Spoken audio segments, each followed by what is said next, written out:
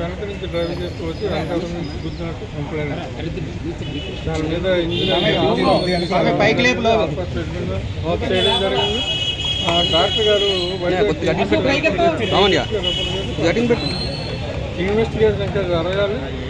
పూర్తి వివరాలు ఇన్వెస్టిగేషన్ జరిగిన తర్వాత సార్ మాధురి గారు కూడా ఆరోపణలు చేస్తున్నారు. అంటే మొత్తం అందరినీ కూడా మీడియాని కానీ లేదంటే ఎవరిని కూడా రానివ్వకుండా మీరు బలవంతంగా టెస్టులు చేశారని కూడా ఆవిడ చెప్పడం జరిగింది.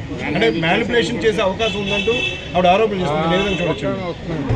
మేనేజ్ హ్యాండిల్ చేయడానికైనా బలవంతంగా చేయడానికి అక్కడ డాక్టర్ గారు ఉన్నారు, నర్సెస్ ఉన్నారు. వాళ్ళు చెప్తారు కదా, మాకెందుకు కదా మీరు వాళ్ళు జరిగిందా లేదా అనేది వాళ్ళతో తెలుస్తుంది. మ్యానిపులేషన్ చేయడానికి అవకాశం ఉండే విధంగా మీరు బ్లడ్ టెస్ట్ ఇస్తున్నారు. మ్యానిపులేషన్ కూడా కాదు, ఇన్వెస్టిగేషన్ అవసరమై తీసుకొని ఉంటారు. ఎలా జరిగింది అనుకుంటున్నారా? అంటే ఇన్వెస్టిగేషన్ కంప్లీట్ అవ్వలేదు, ఇంకా ఇన్వెస్టిగేషన్ స్టార్ట్ అయింది.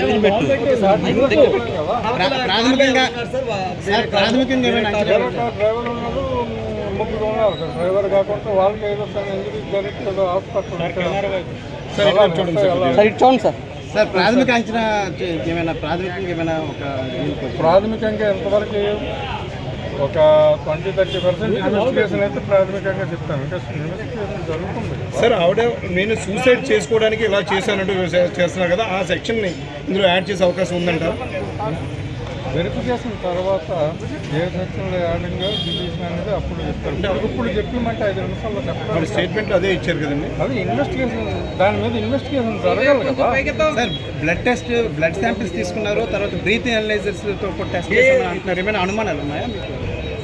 సాధారణంగా కార్ డ్రైవింగ్ యాక్సిడెంట్లు అయినప్పుడు డ్రైవర్ తాలూకా బ్లడ్ ఇంకా ఓవర్ స్పీడ్ అయ్యారని చెక్ చేస్తారు. అది కామన్ ఇన్వెస్టిగేషన్లో ప్రొసీజర్. అది ఆ ప్రొసీజర్ ప్రకారంగా తీసుకోవాలి. డ్రైవింగ్ సీట్లో ఆమె ఉన్నారు కాబట్టి తీసుకోండి, వేరే డ్రైవర్ ఉంటే డ్రైవర్.